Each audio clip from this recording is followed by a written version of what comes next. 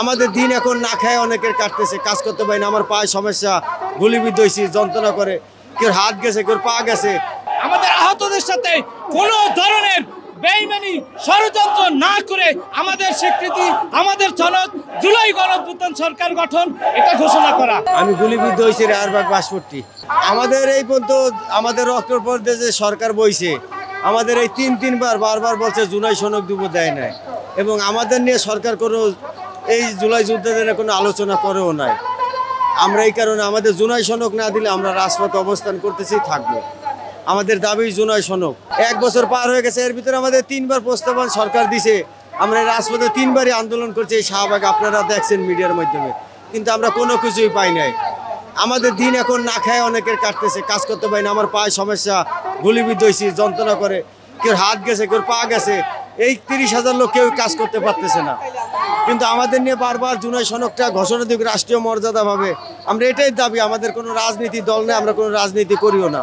আর আমরা এই দেশ সবাই ঝাঁপিয়ে পড়ছি কোনো রাজনীতির জন্য না। আমরা ফেসিবাদ সরকারে তারাইছি যারা কথা বলতে পারতো না, এই কারণে অপব্যবহার, কোনো পেশি শক্তির ব্যবহার করে জুলাই যোদ্ধাদের সাথে, জুলাই আহত পরিবারের সাথে, নিহত পরিবারের সাথে বেইমানি করার, ষড়যন্ত্র করার, কোনো ধরনের মির্জাপুরি করার চেষ্টা করে থাকে, তাহলে আমরা আরো 5ই আগস্ট ঘোষণা করে এদেশ থেকে বিতাড়িত করব। আমাদের সাথে কয়েকটি রাজনৈতিক দল যারা বিগত 16 বছর রাজপথে কোনো দাবি আদায় করতে পারে নাই, সেই রাজনৈতিক দলগুলো ঐক্যমত্যের ভিত্তিতে অনৈক্য তৈরি করে নামের প্রহসনের ঐক্যমত কমিশন গঠন করে আমাদের সময় ক্ষেপণ করছে। জুলাই যোদ্ধাদের জীবন থেকে 1টি বছর কেড়ে নিয়েছে।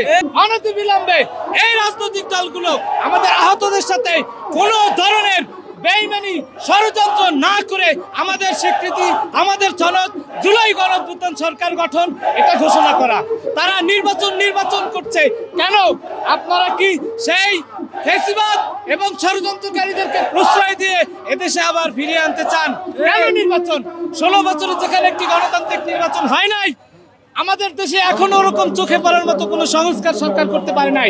তাই জুলাই ঘোষণাপত্র দিয়ে সংস্কারকে বাস্তব রূপ দিয়ে আমাদের শহীদদের এবং আমাদের জুলাই যোদ্ধাদের রক্তের বাস্তব রূপ দিয়ে, বাস্তব সংস্কারের মাধ্যমে জুলাই ঘোষণাপত্র দিয়ে একটি সংস্কারের সরকার চাই।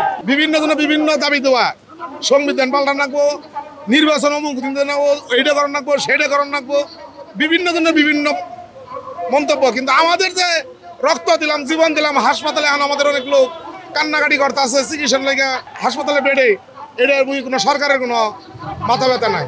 আমাদের রক্তের বিনিময়ে আজকে প্রধান উপদেষ্টা, কারণ তো তার নাকি জেলখানা সাফ করে রাখছিল এই স্বৈরাচার সরকার। তার নাকি 6 মাস জেল পাশ হয়ে গেছিল গা।